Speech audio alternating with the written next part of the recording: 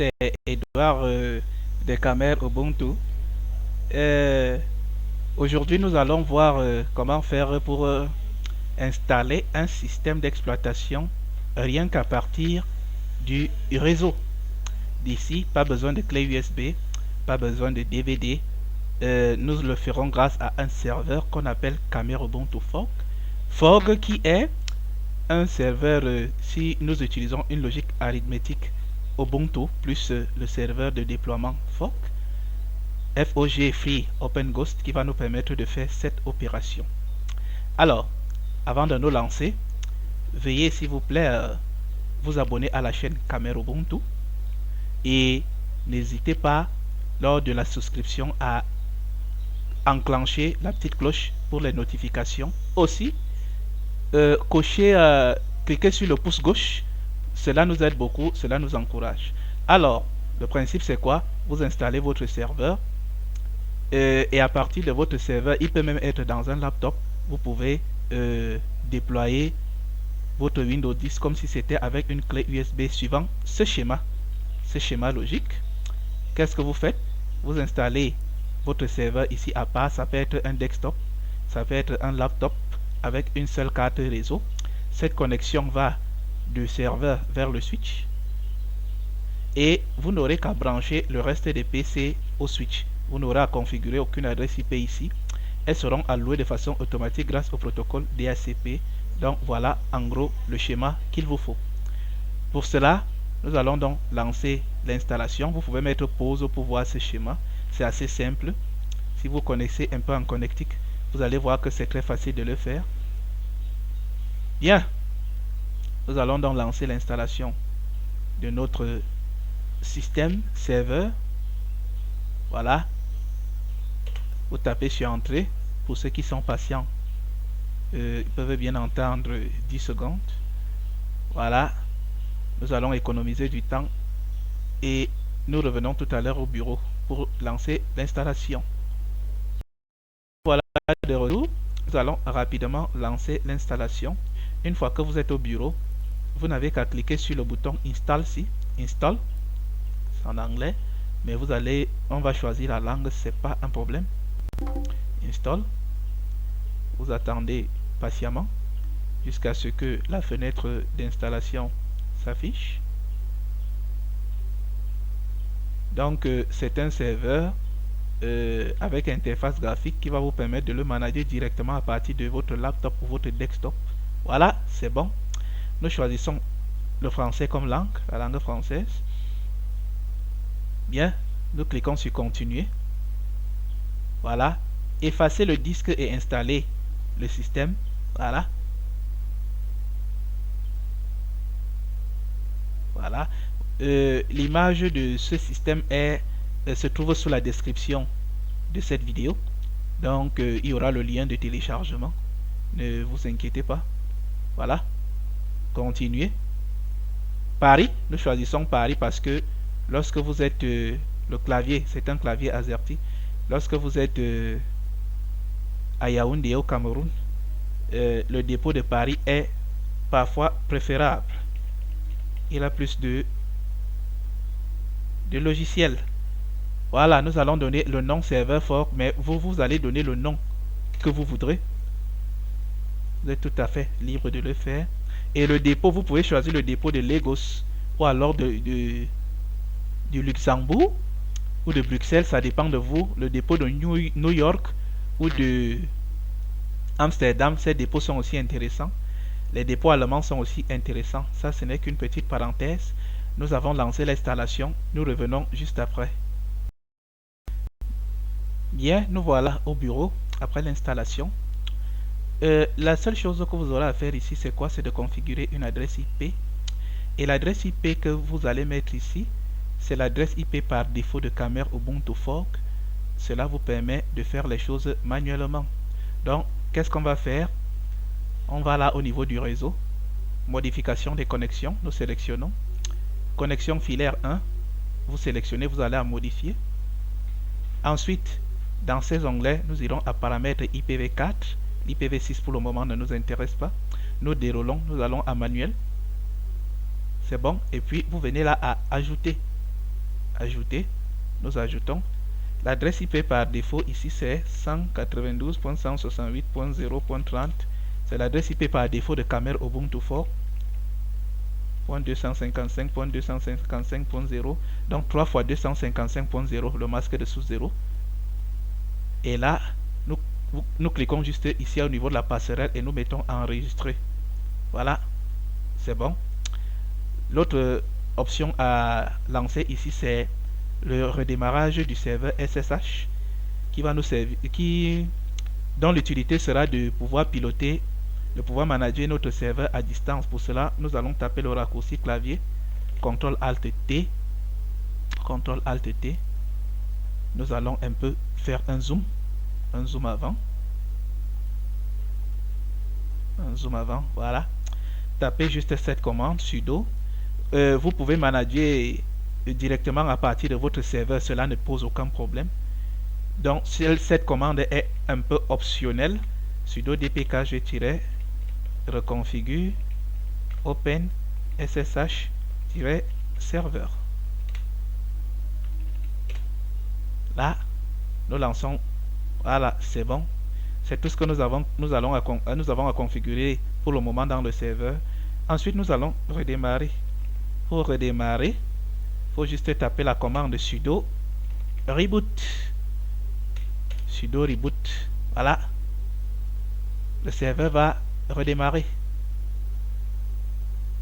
Le serveur va redémarrer et vous verrez que voilà. Bon, nous allons gagner du temps. Voilà, le serveur a démarré. Vous voyez, nous avons là serveur fork, ce qui est tout à fait intéressant. Alors, qu'est-ce qu'il va falloir faire maintenant? C'est le manager à travers un navigateur et un terminal. Le terminal, dans cette vidéo, je vous recommande de ne pas avoir peur. N'ayez vraiment pas peur des lignes de commande. Et je vais vous guider. Et si vous suivez toutes mes directives, vous allez réaliser cette opération avec un grand succès. Alors, qu'est-ce qu'on va faire? Vous ouvrez le navigateur web, un navigateur quelconque, et puis vous tapez l'adresse qui a été configurée dans le serveur 192.168.0.30 /FOG, FOG. Je vous ai dit FOG, c'est Free Open Ghost, c'est open source et libre, /management. Management, on écrit management, mais on lit management. Bon, je ne vais pas vous apprendre l'anglais. Voilà. Voilà ce qui s'affiche. Cliquez sur ce bouton. C'est des opérations qui, préalables au lancement du serveur. Là, click here. Nous cliquons là. Voilà. Le nom d'utilisateur, c'est fork. Le mot de passe, c'est password. Bien entendu, dès que vous entrez dans l'interface administrateur, vous pouvez la changer. Voilà. Voilà ce qui nous intéresse ici, cette interface administrateur. C'est à partir d'ici que nous allons faire les différentes opérations et configurations. Plus le terminal. Maintenant, nous devons nous connecter au terminal. Nous allons nous connecter au terminal. Vous pouvez utiliser directement le serveur puisqu'il y a une interface graphique dédiée à ce serveur avec Firefox, tout. Vous pouvez gérer tout à partir d'ici. Mais moi, j'ai fait le choix de gérer à distance. C'est un choix. C'est un choix, vous êtes libre, c'est aussi ça le logiciel libre. Les possibilités sont très élevées. Alors, on va se connecter à notre serveur SSH. Le nom du serveur, le nom d'utilisateur c'est serveur fork. Serveur fork. Serveur fork. Arrobas. Adresse IP 192.168.0.30. Bon, pour ma part, ça c'est pas un problème. Voilà, on va résoudre ça. Nous retapons SSH serveur fork adresse IP. Voilà, chez vous ça ne va pas poser ce problème. Voilà, yes. Je vous ai dit cette étape n'est pas obligatoire. Vous pouvez manager le serveur directement à partir de l'interface. La version Camère Ubuntu Fork a déjà un ensemble de logiciels. Eh bien, nous avons dit ceci au niveau du hardware. Voilà ce qu'il nous faut. un serveur, cette connexion va du serveur vers le switch. Il vous faut absolument un switch, même si c'est un mini switch. À partir de 2 ports, c'est déjà bon. Et ce switch va pouvoir partager la connexion automatiquement aux autres PC. Maintenant, au niveau du software, qu'est-ce qu'il nous faut?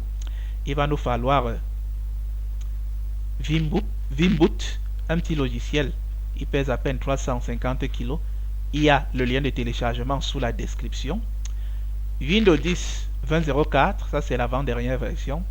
Et WinPE, le lien de téléchargement se trouve aussi sous la description. Vous voyez qu'il ne pèse pas assez 167 mégas. Il vous permettra de lancer Windows en réseau. Puisque Windows ne peut pas se lancer directement à travers le réseau, WinPE nous aidera à le faire. Win pour Windows, PE comme Preboot Environment, si je ne me trompe pas. Nous allons donc copier ces 3 fichiers.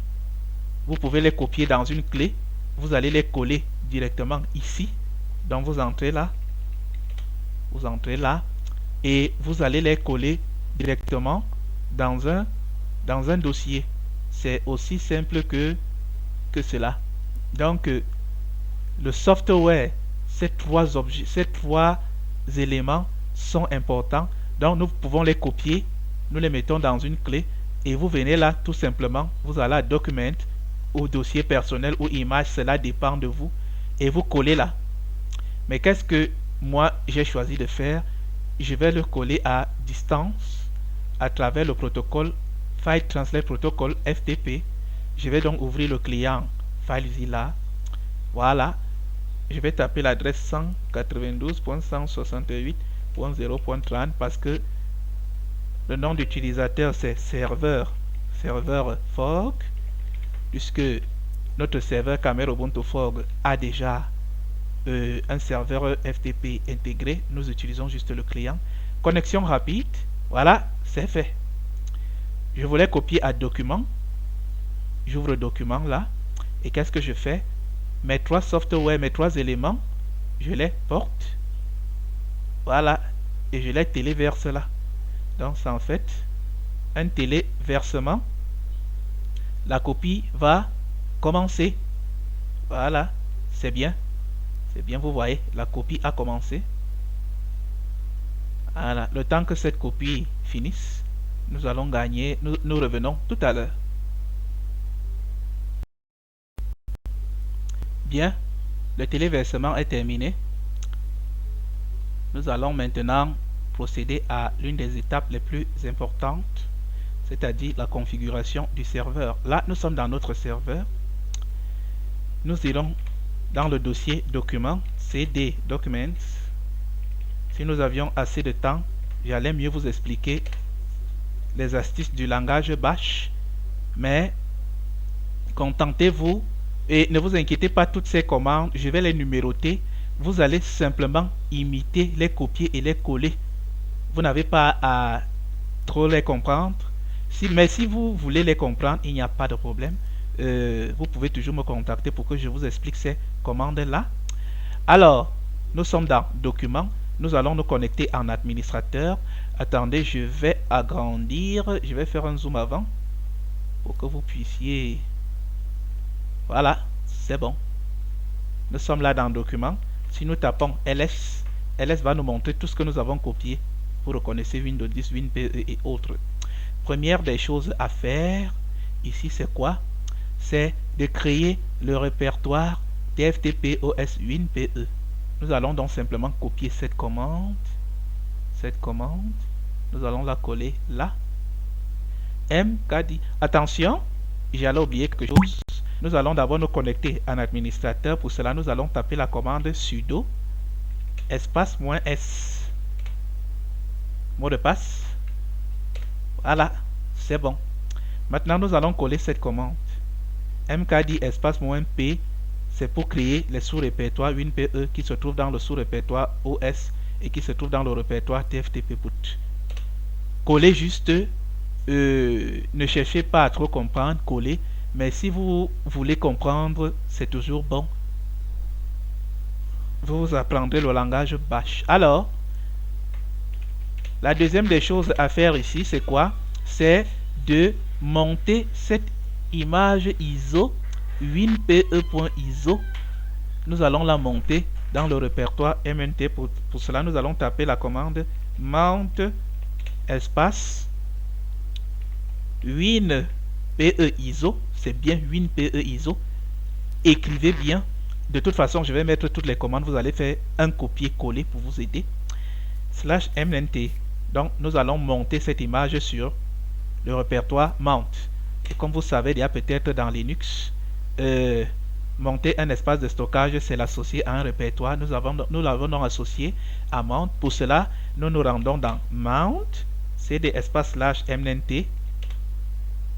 Si nous tapons ls, nous aurons le contenu de winpe dans ce dossier. Alors, par la suite, dans la logique du copier et du coller, copier juste ces commandes.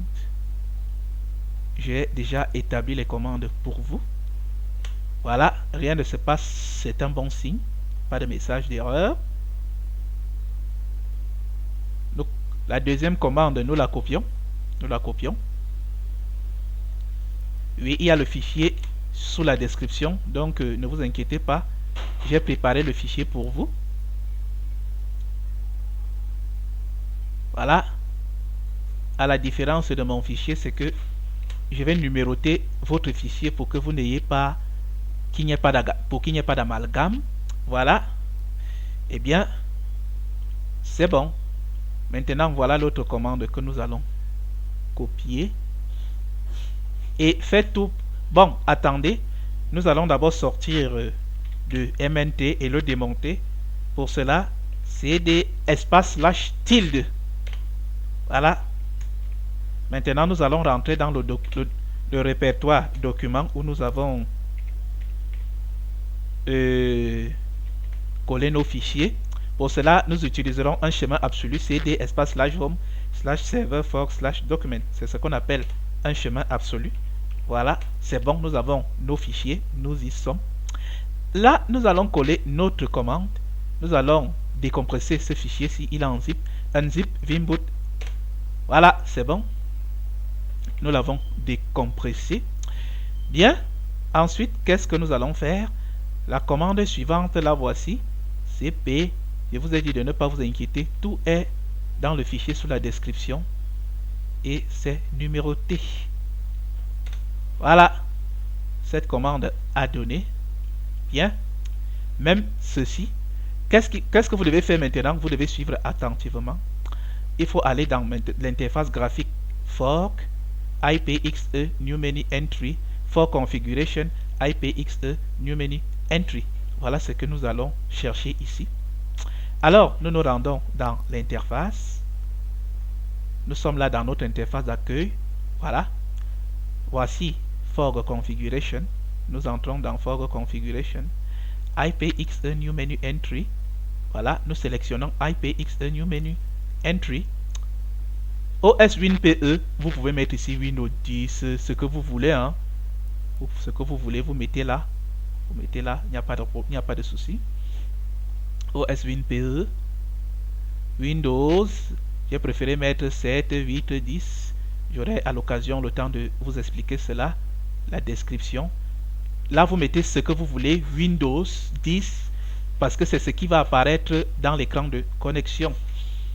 Paramètres, au niveau des paramètres, qu'est-ce que vous allez mettre? Qu'est-ce que vous allez... Voilà. Copier. Donc, commencez à copier à 7 jusqu'à Go to Menu. C'est déjà automatisé pour vous. Vous copiez seulement dans le fichier de configuration. Coller. C'est bon. Et maintenant, ce qui nous intéresse ici en dernier ressort, en fait, pour cette page, Menu Show 8. On déroule là et on sélectionne All Hosts. All Hosts. C'est bon. On a terminé pour cette partie. Nous rentrons dans notre fichier de configuration qui se trouve dans le terminal. Voilà. Prochaine commande. Elles seront numérotées, bien entendu. Prochaine commande. mkdir espace -p image os ms windows. Voilà, nous avons monté nous avons créé ce répertoire. Quand on parle de répertoire ici, ce sont des fichiers. Nous allons donc ajouter cet utilisateur. Il est très important car c'est lui qui nous permettra de faire une connexion avec notre serveur. User add fork pxe user, c'est pas un utilisateur système. Ici, vous pouvez créer votre propre utilisateur, genre Alex, Clément ou John. Donc, ici, j'ai choisi fork pxe user. Donc, à vous de mettre le vôtre. Vous pouvez mettre n'importe quel nom ici. User add. Maintenant, nous allons allouer un mot de passe à cet utilisateur. Pour cela, la prochaine commande, elles seront numérotées, bien entendu. Voilà, mettez le mot de passe que vous voulez. Entrez.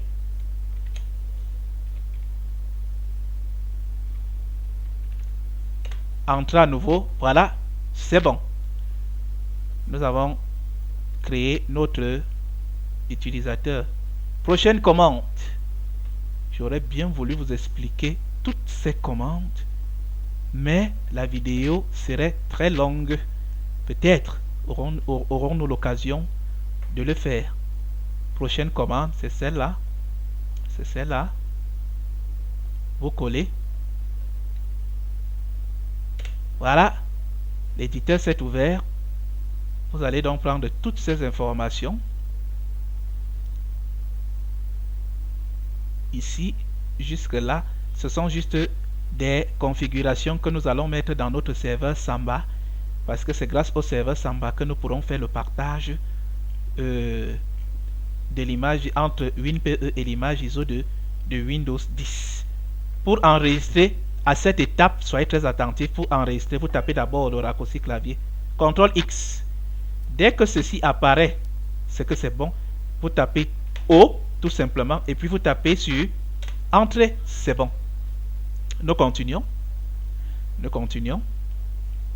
Prochaine commande, la voici. Copier simplement. Copier simplement. Je n'aimerais pas que la vidéo fasse 2 heures de temps ou 3 heures. Voilà. Nous allons donc donner des droits donner un mot de passe Samba à cet utilisateur pour que nous ayons accès au répertoire. Voilà. Vous copiez, vous collez cette commande. Je vous conseille lors de cette commande de mettre le même mot de passe que vous avez mis lors de la création de cet utilisateur.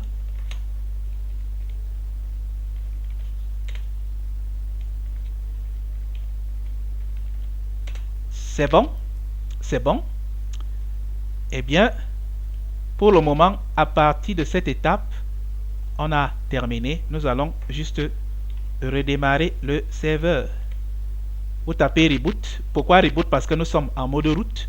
Mais si nous étions connectés en mode utilisateur, on allait taper sudo reboot. Nous lançons le redémarrage. C'est bon. Vous allez constater à l'occasion ici que le serveur a redémarré. Mais comme je vous ai dit, c'est optionnel. Vous pouvez décider d'utiliser directement cette interface graphique. Donc toutes les opérations qu'on a eu à faire, sont faisables ici. Tout simplement, je vais vous épargner ce redémarrage. Nous revenons. Bien, nous avons redémarré le serveur. Nous continuons. J'espère que vous avez été attentifs. Si jamais vous avez des questions, mon numéro WhatsApp se trouve justement sous la description. Sudo. Nous allons d'abord dans le répertoire documents. CD espace document. Suivez attentivement. Voilà. Nous allons nous connecter en administrateur. Sudo espace -s. Bien.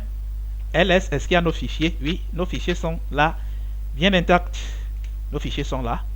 Alors, qu'est-ce qu'on va faire? Il y a une dernière commande qu'on va faire.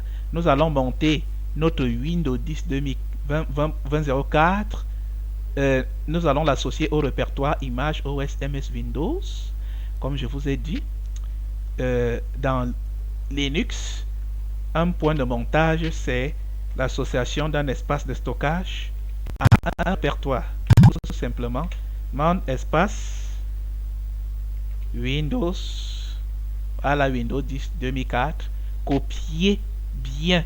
Si vous n'arrivez pas à copier, tapez Tab. Donc pour que tout ceci sorte, étant donné que j'ai observé que Windows commençait avec W comparativement à WinPE, j'ai donc mis WI, j'ai tapé sur Tab pour l'autocomplétion. Nous allons donc mettre le répertoire, espace, image, OS, MS, Windows, tout simplement. Vous tapez sur Entrée. Dès que ce message s'affiche, regardez bien la vidéo, c'est que le point est monté. Alors, à partir de ce moment, ce qu'il nous reste à faire, c'est de démarrer un système d'exploitation qui n'a pas, un ordinateur qui n'a pas de système d'exploitation. Nous allons prendre l'exemple de cet ordinateur qui n'a rien à l'intérieur. Si nous le démarrons, vous verrez. Vous voyez, fatal, no bootable medium found, system halted. Ça veut dire quoi? Il n'y a pas de système d'exploitation dans ce PC. Ça peut être un laptop, ça peut être un desktop, tout type de système que vous aurez voulu, vous allez l'installer. Alors, bien, nous allons donc démarrer. Lorsque vous démarrez votre système, n'hésitez pas à appuyer sur F12 afin de lancer l'option réseau. Donc, ici, nous allons cliquer sur F12 à plusieurs reprises lors du redémarrage. Voilà, c'est bon. Vous voyez que l'ordinateur, dans son BIOS, bon, aujourd'hui, on parle du UEFI, Unified Firmware, Unified Extensible Firmware Interface, si je ne dis pas de bêtises. C'est la succession au BIOS. Là, le LAN, vous voyez, le LAN, c'est L. Nous appuyons L. C'est vrai que c'est différent par machine. Lorsque ça va démarrer, soyez très rapide. Vous n'aurez que 2 secondes. Voilà, à partir de cet instant, vous voyez, je suis très vite descendu. Lorsque cet écran blanc s'affiche, vous n'avez que 2 secondes. Alors, sélectionnez rapidement. Vous voyez que là, nous avons Windows, WinPE, ce que nous avons configuré le dernier. Vous allez mettre votre nom, vous allez le reconnaître ici. Nous sélectionnons pour que le chargement se lance. Vous patientez, juste, vous allez voir dans quelques instants comment ça va se charger. Alors le principe c'est quoi? Un ordinateur qui n'a pas de système d'exploitation, vous n'avez ni clé ni DVD, mais vous pouvez installer le système en utilisant le réseau. Si votre ordinateur, si l'ordinateur sur lequel vous travaillez n'a pas de port RJ45, c'est pas grave. Allez sur internet, vous tapez USB Ethernet adaptateur en anglais, donc adaptateur USB Ethernet. Voilà, là l'écran s'est affiché. Nous allons donc continuer à travailler. Maintenant, côté client, c'est-à-dire l'ordinateur sur lequel vous êtes en train de travailler, voilà ce qui va nous intéresser. Il y aura un ensemble de commandes que vous allez juste taper pour lancer l'installateur de Windows. Voilà la première, NetView, anti/, adresse IP du serveur. Ça c'est juste pour voir si il communique avec le serveur. NetView, espace, anti/, adresse IP du serveur. 192.168.0.30. Voilà. Vous voyez ici ces options. Windows XOEM, ça veut dire que c'est n'importe. Nous allons expliquer ça dans une prochaine vidéo. Voici ces paramètres ici. Les paramètres réseau. Voilà, vous allez les reconnaître là.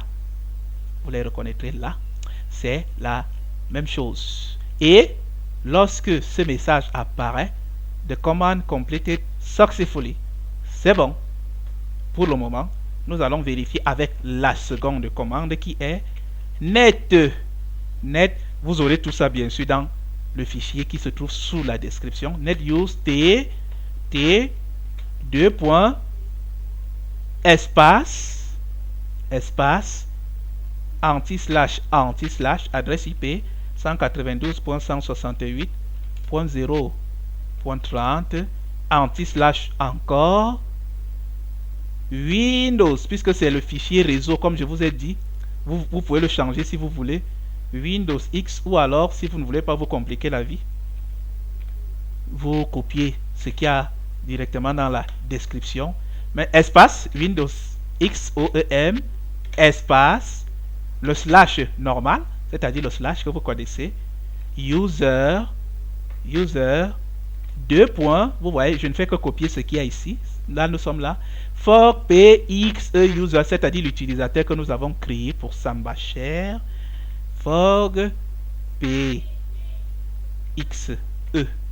user U, ça peut être Jean, Alex, John ou David. Espace, le mot de passe que vous aurez créé. Au moins ça 8 caractères, hein. 8 caractères. Nous allons voir s'il est visible. Voilà, c'est bon. The command completed successfully. C'est bon. Nous continuons. La commande suivante, c'est T /setup_exe. Nous écrivons donc T /setup.exe.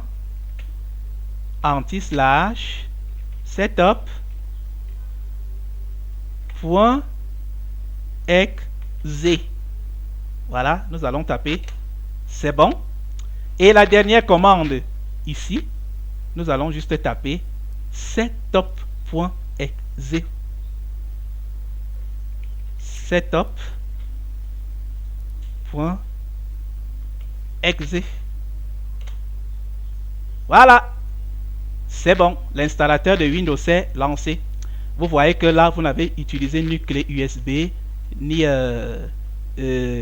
lecteur DVD, mais vous avez pu lancer l'installateur de Windows. Ça peut être sur un laptop, sur un desktop, et vous pouvez lancer cette opération même, c'est-à-dire installer Windows 10 sur 2 machines. Nous allons le faire à la prochaine vidéo. Installer maintenant. Voilà, l'installateur se lance. Là, c'est quoi? C'est le réseau. C'est le réseau. Pas de clé USB, pas de DVD. Et vous avez vu au début que c'était un système vide. Il n'y avait rien n'était installé à l'intérieur. Suivant. Voilà. Aussi simple que cela. Votre système se lance. Et si je veux, j'ouvre une autre machine, je lance les mêmes commandes, le système va se lancer. Voilà. Donc, je vais vous épargner cette installation que vous connaissez déjà très bien. Le plus important a été fait, mais nous revenons tout à l'heure à la fin de l'installation. Voilà, le chargement des fichiers est terminé.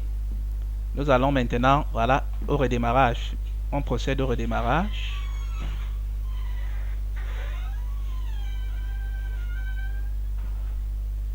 Vous voyez là, vous avez pu installer un système Windows 10 sans avoir recours à la clé USB ou au DVD. Et l'enjeu ici, c'est quoi? Vous allez peut-être me poser la question. Pourquoi utiliser la clé USB? Le réseau, c'est que si on vous demande avec la même clé USB d'installer sur 2 PC de façon simultanée, ça devient problématique. Or, le réseau nous ouvre le champ de toutes ces possibilités. Donc, avec ce serveur, vous êtes un maintenancier accompli. Vous allez pouvoir faire un ensemble d'opérations. Et dans la chaîne Caméra Ubuntu, nous allons vous présenter ces opérations dans les prochaines vidéos. Nous vous retrouvons tout à l'heure, le temps de la finalisation. Bien, à partir d'ici, vous pouvez vous-même continuer. L'essentiel a été fait. Le système est déjà installé. Vous n'aurez qu'à mettre votre nom d'utilisateur, votre mot de passe, comme si c'était avec une clé USB ou un lecteur DVD. Donc, c'était ça l'objet de cette vidéo.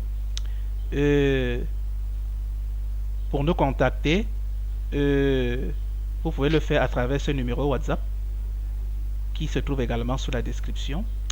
Cette adresse mail, vous pouvez mettre pause pour noter cette adresse.